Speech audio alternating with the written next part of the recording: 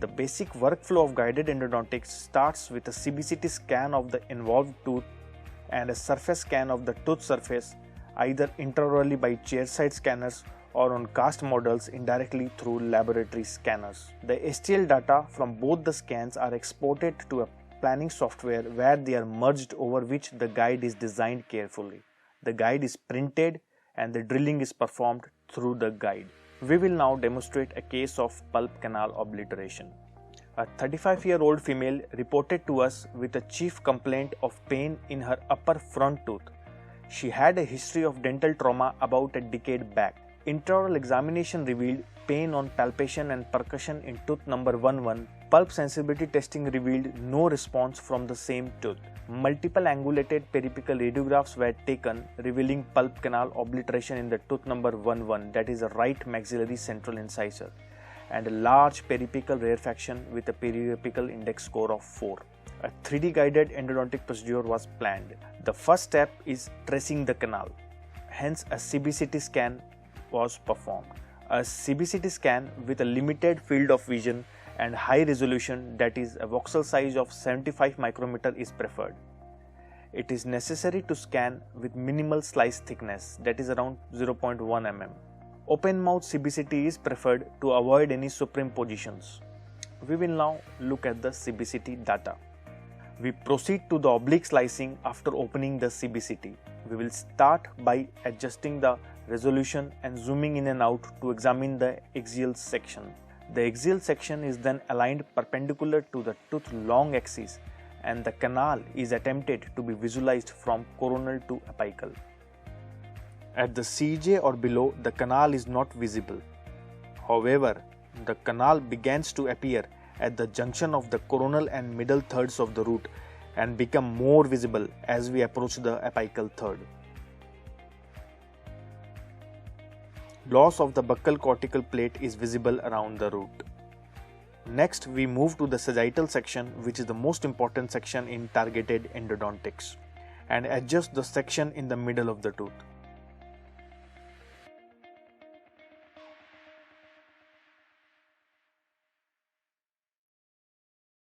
The first visible part of the pulp canal space is known as the target point. This target point is then measured from the incisal edge, which comes out to be around 14 mm. The length of the tooth is also measured, and it is 24.6 mm. In addition, the periapical lesion is measured.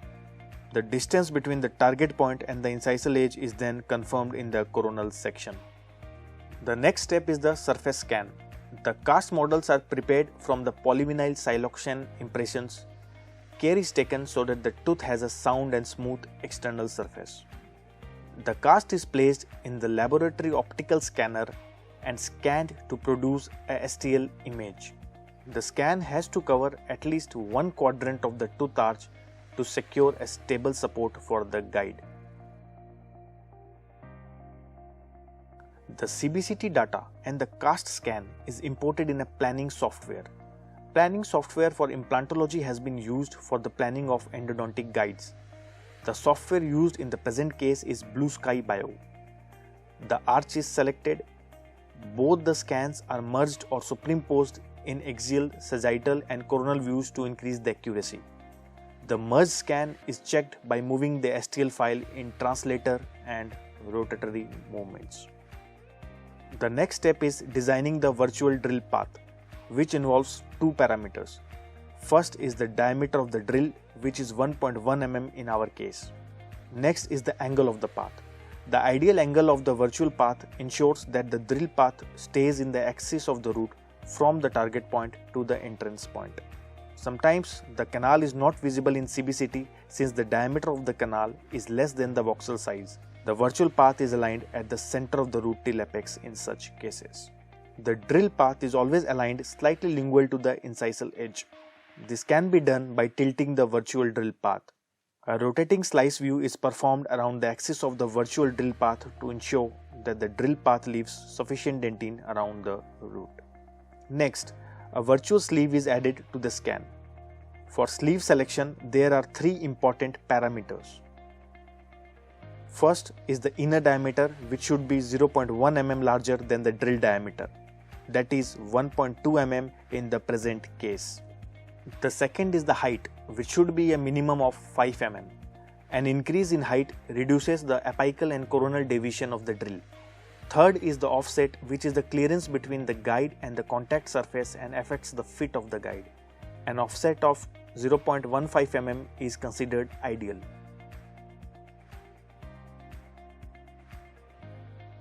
Next, the guide is drawn around the sleeve. Two parameters are essential for it. First is the guide coverage or the guide extent, which should include a quarter of an arch or at least 2 teeth around the involved area.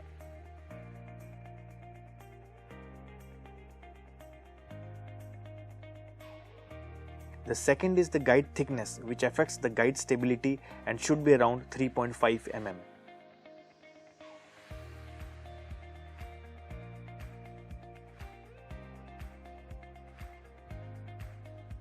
After incorporating all the parameters, the design of the endodontic guide is rechecked.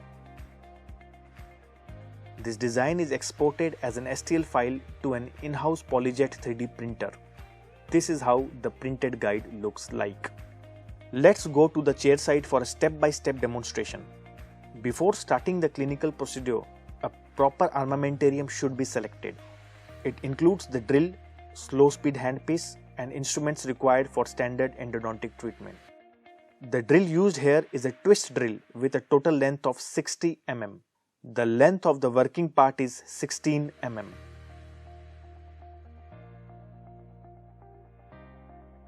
The guide is evaluated for fit and extent on the cast.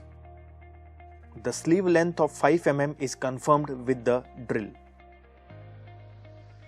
Next, the endodontic guide is first tested for stability by being placed on the tooth arch.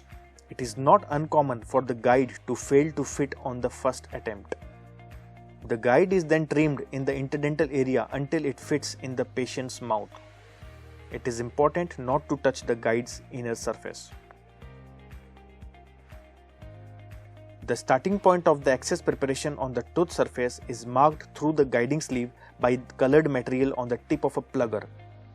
After removing the guide, the entrance preparation is done with a high-speed round burr. The entrance preparation should penetrate the enamel, which is around 0.75 mm. With the plugger through the guide sleeve, it is rechecked if the plugger and later the drill can go unhindered from the tooth surface to the bottom of the entrance preparation. After adapting the endodontic guide, drilling is started directly on the dentinal surface at low speed without coolant spray. Copious irrigation should be done after every drilling step. To avoid heat generation, drilling should be done incrementally. The drill is cleaned on a regular basis. The drill length is adjusted about halfway down the planned drill path, which is 7 mm in this case, to which we add the sleeve length for a total of 13 mm. Drilling is carried out until that length is reached with intermittent cooling.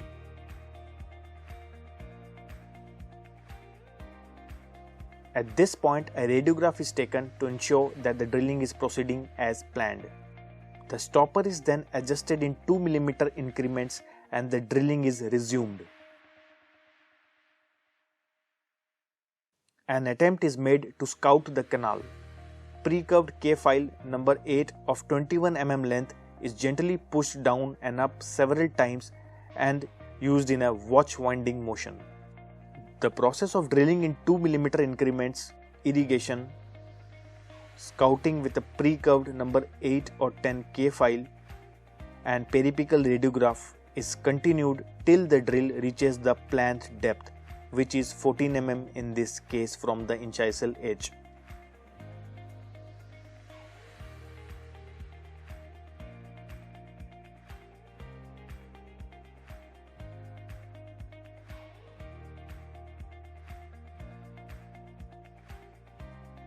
Once the canal is detected, a radiograph is taken, followed by rubber dam application. The canal is negotiated further, the working length is confirmed with an apex locator and again reconfirmed with a radiograph. Biomechanical preparation is performed with sequentially larger files while maintaining the apical patency.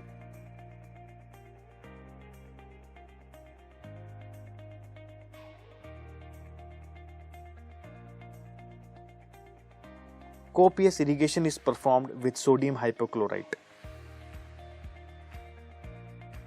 The irrigant is activated with a sonic agitation device. Greater taper files are also used to merge the transition between the drill diameter and the canal space. This is how the final access cavity looked like. Once the preparation is complete, calcium hydroxide is placed as an inter-appointment medication for a week. The tooth is obturated in the next appointment with a warm vertical obturation technique, and the access cavity is sealed with a composite restoration. We can easily appreciate the amount of tooth structure preserved.